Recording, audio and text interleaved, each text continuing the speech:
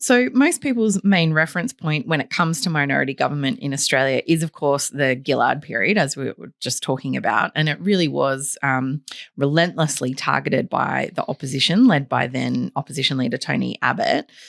But as you mentioned, it was quite a successful period of government, at least in terms of getting legislation through the parliament. The main thing that Parliament does. Yeah, some say. Key output.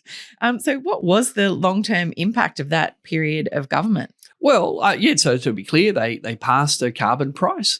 They created the National Disability Insurance Scheme and increased taxes to pay for it. They created a royal commission into abuse within the churches.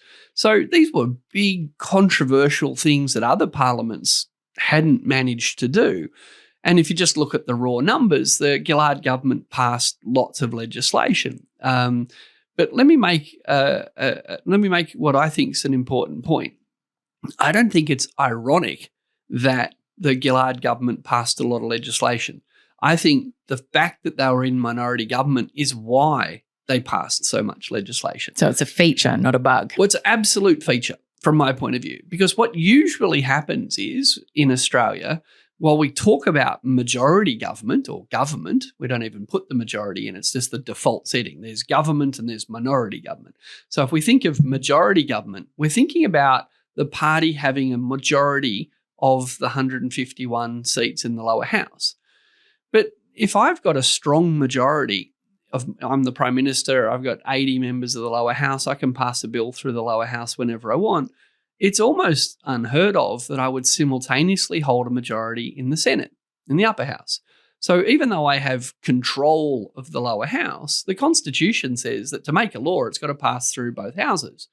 So it's actually, and I'm choosing my words here carefully, constitutionally irrelevant that I'm really good at passing bills through the lower house and completely incapable of passing them through the upper house. I get to thunder a lot about my mandate, and I get to say mandate, and I get to be frustrated. And this is what most prime ministers do. Pass a lot of bills through the lower house, get very sad that the Constitution created a Senate. But if you take the Constitution seriously, and you realise that to actually make a law, it's not about your feelings or your mandate, it's the ability to get a majority in both houses, then you understand why Gillard was so productive. In order for Julia Gillard's government to pass a bill through the lower house, she needed to have a good hard chat with Tony Windsor and Adam Bandt and Rob Oakeshott and actually engage in good faith negotiation with them behind closed doors, nice and politely. What can we all agree on? What can we actually agree to vote on here? And guess what? Every bill that Adam Bandt voted for in the lower house, the Greens voted for when it got to the upper house. Yeah. So by doing the negotiation politely and privately, and From the beginning in good faith, they actually secured the passage of the bill through both houses of Parliament and over the Governor-General's desk and into law. Yeah. So I know it's not fun for a lot of people to hear this, but if prime ministers would stop waving their mandates around and would actually have a chat to the people who have the constitutional power to vote yes or no, regardless of what house they're in, they would see a lot more legislation pass a lot more quickly.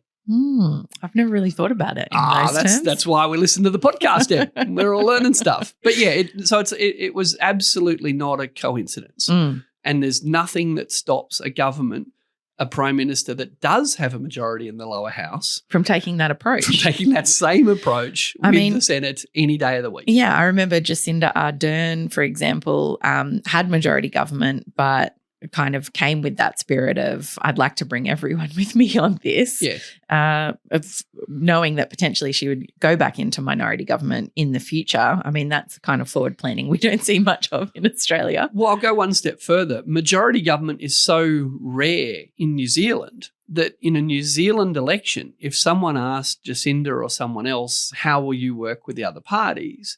If someone actually trying to win votes in New Zealand said, I refuse to vote with other parties, it's not about other parties, it's about me and my mandate, voters would actually think, oh, there's not a lot of point voting for you because you're not going to play well with others. You're not going to, and the job in New Zealand, the default setting is that there'll be minority government. So it wasn't a surprise that that's how she behaved, because it wasn't, the default was they would wind back up in minority at some point. So why not keep being nice and respectful to people even when you don't, quote, need to? Yeah.